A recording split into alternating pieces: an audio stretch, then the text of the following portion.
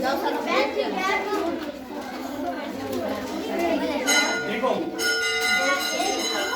आप पहले देखो मेरी तरह। आपको अबाउट द लाइन इज आपको लिखना है डे 5th। क्या लिखना है? Day 5th। डे 5 हम लिखेंगे, ठीक है? 4 लाइन के ऊपर लिखना बेटा, ठीक है? उसके बाद नेम अभी मत लिखो सारे, अभी मत लिखो। उसके बाद name,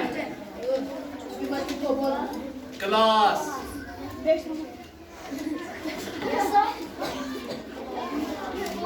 roll number.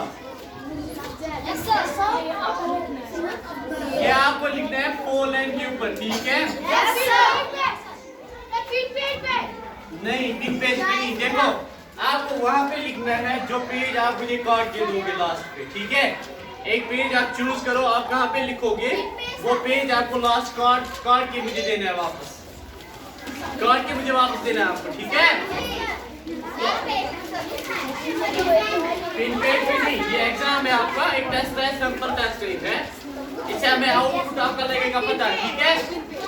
Pin page के बगैर, पिन पेज के बगैर, पिन पेज